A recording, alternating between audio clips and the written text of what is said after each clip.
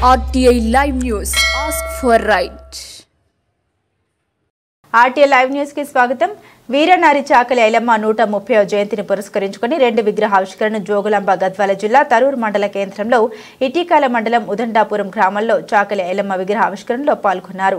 మరియు జిల్లా కలెక్టరేట్లో మాజీ జెడ్పీ చైర్మన్ శ్రీమతి సరిత తిరుపతయ్య కార్యాలయంలో చాకలి ఐలమ్మ చిత్రపటానికి పూలమాల వేసిన తెలంగాణ రజక రిజర్వేషన్ సమితి రాష్ట్ర అధ్యక్షులు సర్దార్ గోపి, రజక జిల్లా ఉపాధ్యక్షులు పులికల నరసింహులు, పేపర్ నరసింహులు, గుత్తా నాగరాజు, గద్వాల పట్టణ అధ్యక్షులు బిజ్జారం నరసింహులు, తారూరు డాక్టర్ శ్రీనివాస్, సౌరన్న, ఇటీకాల మండల అధ్యక్షులు మద్దిరెడ్డి ఉదండాపూర్, గ్రామ అధ్యక్షులు మద్దిరెడ్డి పాల్గొని తల్లి విగ్రహాలకు పూలమాల వేసి ఘన నివాళులర్పించారు.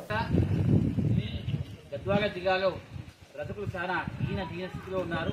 దోబీఘాట్ లేక, అదేవిధంగా అధునాతన యంత్రాలు లేక మరి ఒక్కడానికి చాలా ఇబ్బంది అవుతుంది.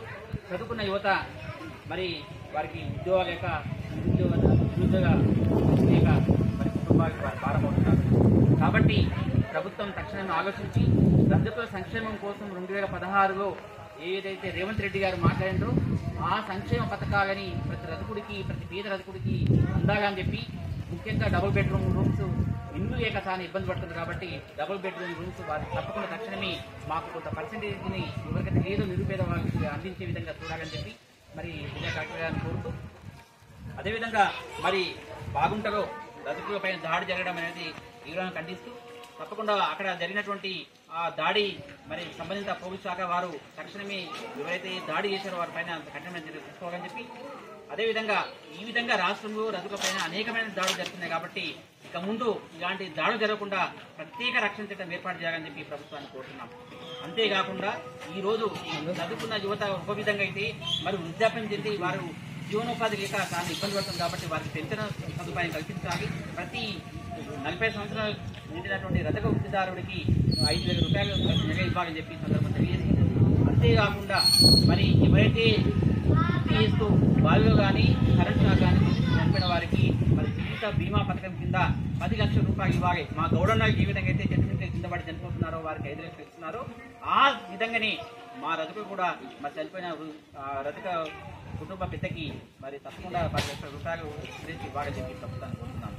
అంతేకాకుండా చదువుకున్న యువత ఈరోజు ఫీజులు కట్టలేక చాలా ఇబ్బంది పడుతున్నారు. కాబట్టి తప్పకుండా ఏదైతే ప్రైవేటు స్కూల్స్లో ఇవ్వాల్సిన సీట్లు ఏవైతే ఉన్నాయో ఇవ్వాల్సిన సీట్లు నిజంగా ప్రస్తుతం మీద కుటుంబాలకు కొంత సీట్లు కేటాయించారు. కాబట్టి కానీ కాలేజీలో కానీ తప్పకుండా మాకు ఆ అవకాశం కల్పిస్తారని ప్రత్యేక జీవో తీసుకురావాలని చెప్పి రేవంత్ రెడ్డి సంక్షేమ పథకాల గురించి మాట్లాడిన 2016 డిసెంబర్ 26 రోజు అసెంబ్లీలో మాట్లాడారు. కాబట్టి నిజంగా వారు ప్రజా సంక్షేమ పథకాల కోసం పెద్దపీట వేసినటువంటి ప్రభుత్వం కాబట్టి తప్పకుండా వారు ఈ విధంగా ఆలోచిస్తారని చెప్పి సందర్భంగా దరూరు మండల కేంద్రం నుండి మరి దరూరు మండల అధ్యక్షుని సౌరన్న అధ్యక్షతన ఈ విగ్రహావిష్కరణ ఏర్పాటు చేయడం, మరి ఈ విగ్రహ కమిటీ ప్రతి ఒక్కరికి ముఖ్యంగా డాక్టర్ సీనన్న కూడా మమ్మల్ని ఇక్కడ ఆహ్వానించినందుకు వారు కూడా ధన్యవాదాలు తెలియజేస్తుంటూ, మరి పేపర్ నరసింహన్న 3 రోజుల నుంచి తప్పకుండా రావాలని చెప్పి వారు ఆహ్వానించినందుకు మా జిల్లా ఉపాధ్యక్షులు నరసింహన్న గారికి ప్రతి ఒక్కరికి పేరు పెట్టిన ఉదయప్రభు నమస్కారం తెలియజేస్తున్నాను.